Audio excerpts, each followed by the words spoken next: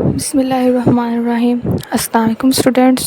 आज की इस वीडियो में हम डिस्कस करने जा रहे हैं फर्स्ट ईयर का फर्स्ट चैप्टर मेजरमेंट्स, जिसका फर्स्ट टॉपिक है मेजरमेंट्स इंट्रोडक्शन टू फिज़िक्स। चलो देखते हैं। हम सबसे पहले फ़िज़िक्स का बैकग्राउंड देखते हैं कि फ़िज़िक्स क्या है, कहाँ से आई और ये सब। इंसान जब इस दुनिया में आया तो उसने अपने आसपास देखा, इर्द गिर्द की चीज़ों को देखा, ऑब्ज़र्व किया। बहुत सारे फिनोमेना उसे नज़र आए, बहुत सारे प्रोसेस उसे नज़र आए, तो जिस पर उसने सोचा कि ये क्यों हो रहा है और ये कैसे हो रहा है, इसके होने की वजह क्या है। ये सब जब उसने ये सोचना शुरू किया तो उसके जहन में ऐसे बहुत सारे क्वेश्चंस थे जिसके उसने आंसर ढूंढना शुरू किए। जब उसने ये आंसर ढूंढना शुरू किए तो हमारे पास जो एक चीज़ आई, वो हमारे पास, हमने सब्जेक्ट का नाम रखा साइंस। वो हमारे पास सब में साइंस था।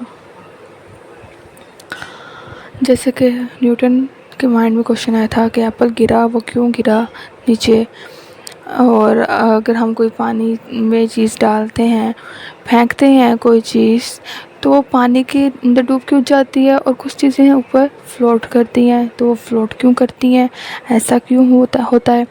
ये सब कुछ और ऐसे और बहुत सारे क्वेश्चंस थे। इंसान ने इस बारे में सोचना शुरू किया, फिर एक्सपेरिमेंट्स किए, और ये सब कुछ जब उसने सोचा तो इन सब क्वेश्चंस के नतीजे में जो हमारे पास एक चीज़ आई, वो सब कुछ था साइंस का। उसने सब कुछ सोच के ऑब्ज़र्व किया, ऑब्जर्वेशन से नॉलेज लिया, और उस नॉलेज को उसने आगे फर्दर रिसर्च करना शुरू किया। तब ये आहिस्ता आहिस्ता रिसर्च जो है हमारी बढ़ती गई, ज़्यादा होती गई, बहुत सारी चीज़ें इंसान के सामने आती गई, वो सोचता गया, देन रिसर्च होती गई। इन सब के बाद हमारे पास वो बहुत ज़्यादा मटेरियल हो गया, तो हमने साइंस को फर्दर डिवाइड किया, एक फ़िज़िकल साइंस में एंड बायोलॉजिकल साइंस में। फ़िज़िकल साइंस हमारे पास ये जो फिनोमेना, मैटर, एनर्जी, और हमारे पास जितनी आसपास की चीज़ें हैं, वो सब का जो था हमारे पास, उसे फ़िज़िक्स में रख दिया गया, फ़िज़िकल साइंस में रख दिया गया। देन जो हमारे ह्यूमन बीइंग्स और जानदार चीज़ें, जो कि ज़िंदा जानदार चीज़ें थी, उन सब का जो थी स्टडी, उसे बायोलॉजिकल साइंस में रख दिया गया। फिर फिज़िकल साइंस में आहिस्ता आहिस्ता रिसर्च होती गई। जब उस फिज़िकल साइंस में रिसर्च होती गई, ऑब्जर्वेशन और बढ़ती गई, इंफॉर्मेशन और ज़्यादा होती गई, दैन फिर हमने उस इंफॉर्मेशन को अरेंज किया। तो फिर उस इंफॉर्मेशन को जब अरेंज किया फर्दर, तो हमारे पास फ़िज़िकल साइंस की एक फर्दर उसमें हमारे पास थे फ़िज़िक्स आ गई, केमिस्ट्री आ गई, बायोलॉजी आ गई, एस्ट्रोनॉमी आ गई। अब फर्दर हमारे पास जो फ़िज़िक्स थी, फ़िज़िक्स में हमारे पास दो चीज़ें होती हैं। एक तो हमारे पास होती है थ्योरी और एक होता है एक्सपेरिमेंट। हमारा थ्योरी जो होती है वो एक्सपेरिमेंट बेस होती है, जो पास्ट थ्योरी होती है वो एक्सपेरिमेंट बेस होती है। पहले सिर्फ एक थ्योरी होती है, मतलब इंसान की सोच कि ऐसा क्यों हो रहा है, हो सकता है ऐसा इस वजह से हो रहा हो। मतलब कोई भी फिनोमिना अगर इंसान सोचता है कि ये फिनोमिना, अच्छा सेब नीचे क्यों गिर रहा है, इंसान ने सोचा मे भी कोई चीज़ ऐसी है जो इसे अपनी तरफ खींच रही है। ये हमारे पास थ्योरी थी। देन फर्दर ये एक्सपेरिमेंट किया तो वो प्रूफ हुआ कि ये थ्योरी ठीक है। तो हमारे पास फिज़िक्स में दो चीज़ें होती हैं, एक थ्योरी और एक एक्सपेरिमेंट। फिर उसके बाद हमारे पास फ़िज़िक्स क्या है, आप वैसे तो उसके बहुत सारे डिफाइंस हैं, लेकिन जो आपके सिलेबस में है वो है the branch of physics concern with the matter, nature and properties of matter and energy and there interaction. Nature मतलब जो हमारे आसपास हो रहा है वो सब नेचर में है, नेचुरल। उसके बाद प्रॉपर्टीज़ ऑफ मैटर, जो मैटर हमारे आसपास है उसकी प्रॉपर्टीज़, एनर्जी, डिफरेंट एनर्जीज जो हैं वो, और उस मैटर का और एनर्जी का इंट्रैक्शन, उनका रिलेशन, वो हमारे पास है फिज़िक्स। मैटर एंड एनर्जी में हमारे पास आ जाती है mechanics, heat, light, radiations, sounds, magnetism and structure of atom, मतलब मैटर किस चीज़ से बना है, एटम से, किस तरह के एटम से बना है, उन एटम्स का स्ट्रक्चर क्या है, ये सब चीज़ें हमारे पास फिज़िक्स में आ जाती हैं। एनालिसिस ऑफ नेचर, आसपास हमारी जो नेचर है वो क्या है, ऐसा क्यों हो रहा है, उसको एनालिसिस करना, ऑब्ज़र्व करना, वो हमारी फिज़िक्स में आता है। देन आगे है conduct in order to understand how to universe behave from larger objects to the smaller objects। हमने देखा कि हमारे पास बहुत सारे बड़े बड़े ऑब्जेक्ट्स भी हैं, देन मिडिल भी हैं, स्मॉल भी हैं, फिर इनका नॉलेज, इनकी ऑब्जर्वेशंस, इन सबको हमने फर्दर 3 टाइप्स में डिवाइड कर दिया, जिसमें हमारे पास हमने आगे जाके पढ़ेंगे कि हमने किस तरह से डिवाइड किया। फिर हमारे पास फिज़िक्स में और बहुत सारी चीज़ें आ जाती हैं, लॉज ऑफ फोर्स आ जाते हैं, फोर्स के लॉ जितने भी हमारे पास हैं, मोशन के लॉ, न्यूटन्स लॉ जो है हमारे पास, फिर उसके बाद planks law, Hooke's law, Faraday, ये सारे जो लॉज हैं हमारे पास फिज़िक्स में आते हैं। ये हमारे पास मैटर और एनर्जी के कंसर्न हैं। आगे हमारे पास जो मैंने बताई थी कि सब्जेक्ट, हमने आगे ऑब्जेक्ट्स को डिवाइड किया।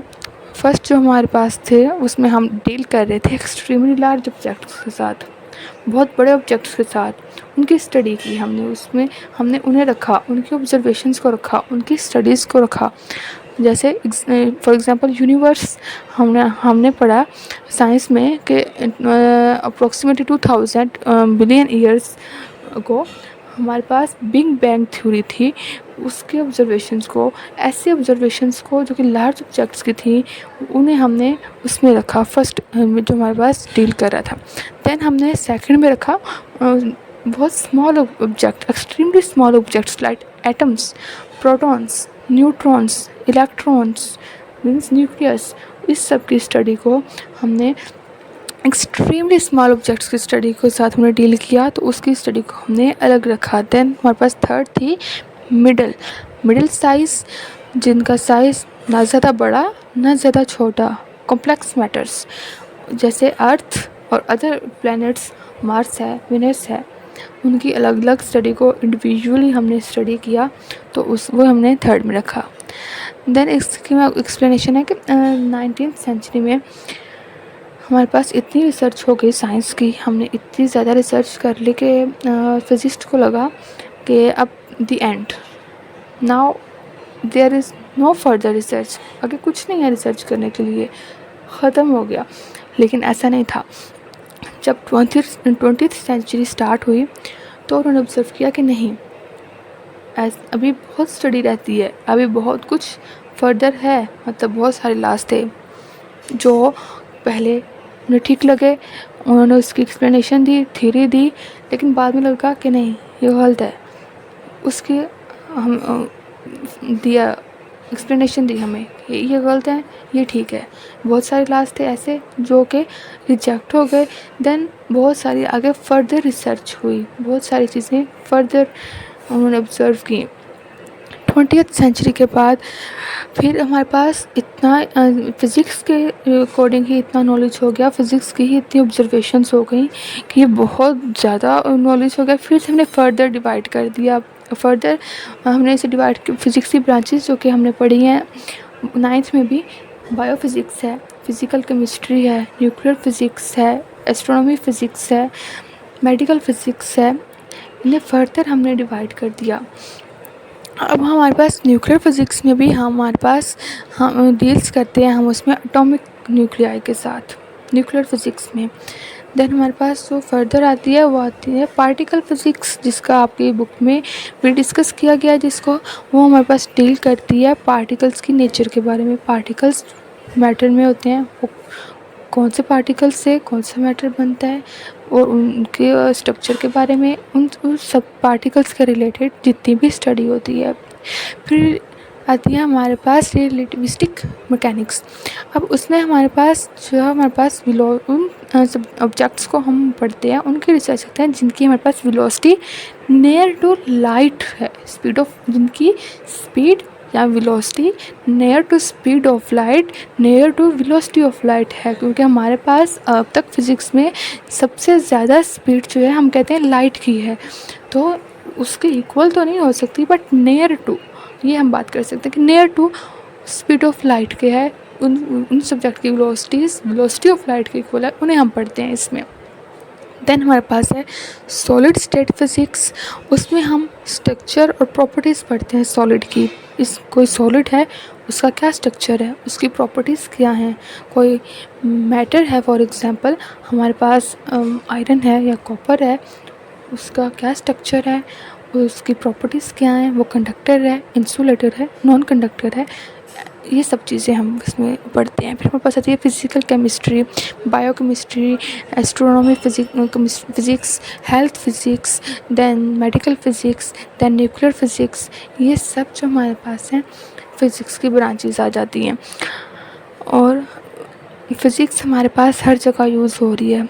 अगर हम अपने आसपास देखें, फ़िज़िक्स हमें हर जगह नज़र आती है, हर जगह फ़िज़िक्स का यूज़ है।